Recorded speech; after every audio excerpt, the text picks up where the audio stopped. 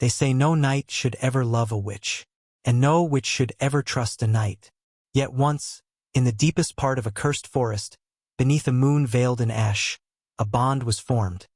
A bond that defied kingdoms, gods, and death itself. This is not a fairy tale. This is what remains of a forgotten truth.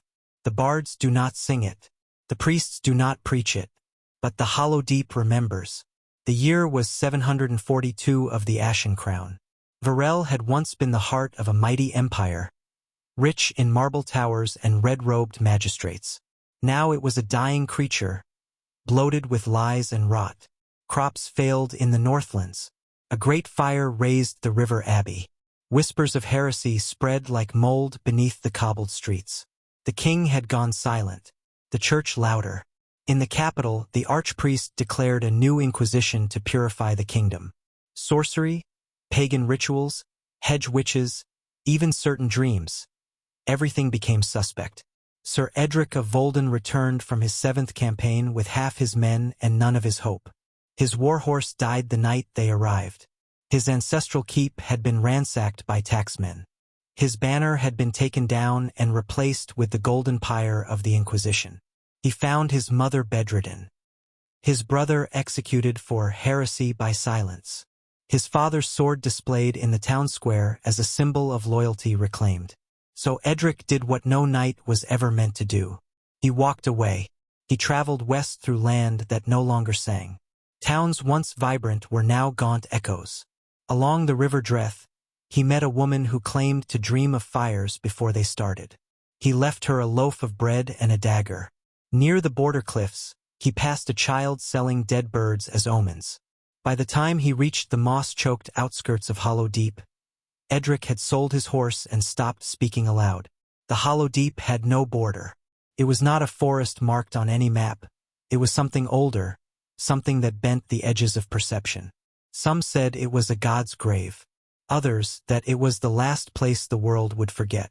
The first night inside, he saw a stag with 6 eyes. It did not run. It bowed. He built a shelter with stones and branches and covered it in moss and silence. Each day he wandered further. He drew no maps. He counted no time. His armor rusted. His sword stayed wrapped in cloth. The forest did not welcome, tolerated, and slowly it began to speak. The first time he saw her, she was kneeling beside a root-wrapped spring, speaking in a language the water understood. Her hands moved with the grace of birds. She did not look at him, but she said, "Your breath is loud." He said nothing. The second time he followed her. For 3 days, she vanished every time he blinked. On the 4th, she stood in his campfire smoke. "You walk like someone looking for forgiveness, not direction." "I'm not looking for either." "Then you've already found something rare." Her name was Morella. She lived in no hut, but among the roots and ruins. She gathered bone flowers and fungus. She spoke to owls. She sang to trees, and she did not fear him. Over weeks they became something like neighbors, then something like companions, then something harder to name. She told him of old gods that slept beneath the riverbeds, of moon blood and thorn speech. He listened.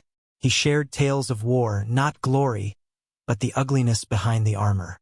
One night he cried without sound. She gave him a seed and told him to plant it in his mouth. He did. The next morning he could breathe easier. Spring came with black blossoms and silver mist. Together they began to map the unmappable. Morella taught Edric to read wind signs, to know when the forest was displeased. He taught her the defensive stances of the Varelian shield circle. When she slept, he traced the scars on her back. She told him nothing of them.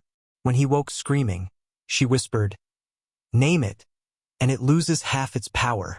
They did not speak of love, but they built it through rituals of tending, watching, holding. By midsummer he laughed. Just once. She looked at him like it was a spell. Their home was a circle of bark and cloth, flanked by stones carved with runes of mutual protection. Every object was intentional. The pot she brewed in, the dagger he sharpened. They shared the same dream 4 nights in a row. A child walking alone through burning trees. He buried his sword. She buried a tooth. They both cried without shame. She told him, "We were not meant to survive what we survived. That we are here is unnatural. Beautiful, but unnatural." And then came the blood moon. The grove of ending names only appears once every 7 years. Trees grow in a perfect circle, and in the center, the heartwood tree, black as obsidian, its bark warm to the touch. On the night of the blood moon, Morella dressed in shadow. Edric wore nothing but a braid of his fallen brother's hair. They laid tokens upon the roots. A lock of hair, a whispered sin, a promise never spoken aloud. The forest listened. The wind grew still.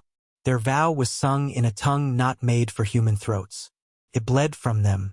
It bound them. The earth cracked. The roots glowed. And something ancient turned its gaze. They fell asleep in each other's arms, surrounded by petals and ashes. And for a time they lived as if peace could last. Peace, like all beautiful things, demands a price. Word reached the capital. A night, one of their own, living in sin with a known witch. An affront to the gods. A threat to the flame. Albrecht the Pale, once Edric's comrade, was now the flame's high marshal. He rode with 60 men, with torches and spears and dogs bred to sniff out magic. The forest resisted. Paths shifted. Horses went mad. But determination burns deeper than sense. Morella felt them coming in her dreams. "They bring holy fire," she told Edric. "Then we answer with wild root." They prepared. Wards drawn in blood. Ambushes hidden beneath moss. Spirits called from ancient stones. The first clash was a massacre. 12 men vanished into bark. The second day, Albrecht burned the grove of stones. Screams filled the wind. On the third day, it rained ash. Edric fought like the storm that made him. Morella unleashed the full weight of her bloodline. Thorns that fed on sin, shadows that whispered back lies. But they were two, and the flame was many. She called the hollow deep itself, and the hollow deep answered. The trees turned white, the rivers hissed, the forest devoured itself and them. In the end, Edric crawled to the heartwood. His hand burned. His voice broke. "I remember." Then silence. Now, centuries later, maps avoid the western border. Travelers vanish. Birds fall silent. But sometimes, in the deepest mist, a sword gleams in stone. A woman's voice sings in languages long dead. Wanderers speak of dreams they didn't know they had, of names that taste like iron. In the heart of the hollow deep, beneath roots as wide as roads, there is said to be a cradle of moss and bone.